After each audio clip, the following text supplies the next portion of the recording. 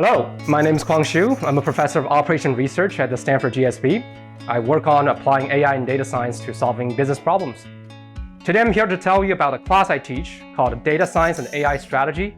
And here are 5 key takeaways.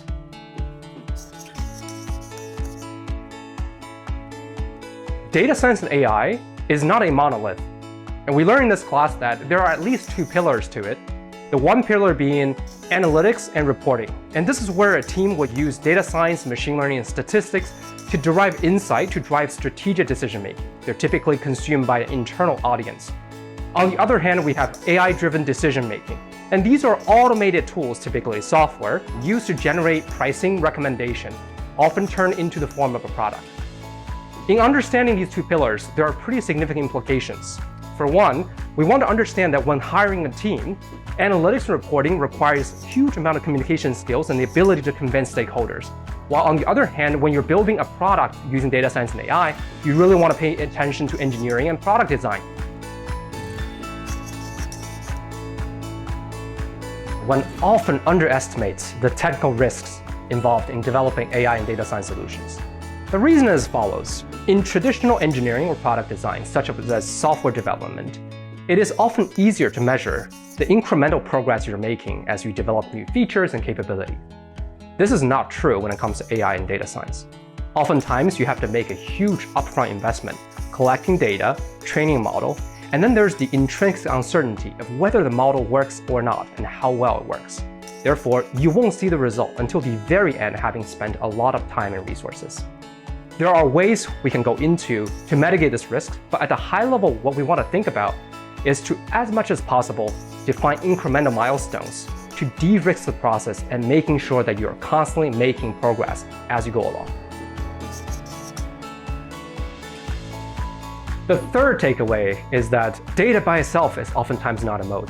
It is very compelling and intuitive sometimes to try to build a large data set as your competitive advantage. But here's a risk. As you collect more and more data, initially the data you get speaks to the most common consumers. They're cheap to get and yet has huge business impact. But as you build into the niche area of the corner cases, the data becomes hard to obtain, while at the same time, the consumer base you're speaking to keeps shrinking. So initially, you start with low cost and high value, and you venture into the territory of high cost of acquisition and low consumer value. So if you're building a company and thinking about using data as your competitive advantage, just be careful. Oftentimes, it is much better to get enough data so your models can be sufficiently trained, while at the same time devoting the remaining resources into designing better products and better services. Think about what you truly need before you look at what AI can offer. This is actually nothing new. When a new technology came onto the scene, oftentimes business leaders and decision makers can get a little bit afraid.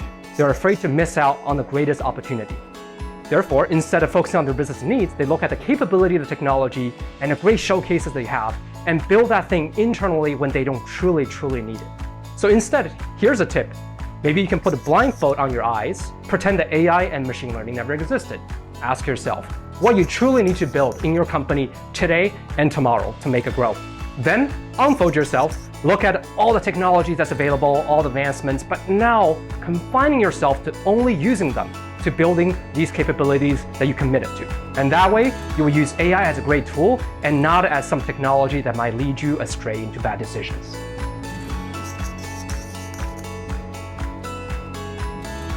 Unlike traditional engineering and product design, the output of AI data science can often be an insight that is quite intangible and even looks a bit obvious post the fact. However, these insights often dictate the direction of the product or even the direction of the entire company. So, if you have a team like that, make sure you set up the evaluation procedure correctly so that your data scientists and AI researchers have the incentive to explore and hopefully discover these really important insights that will take your business to the next stage.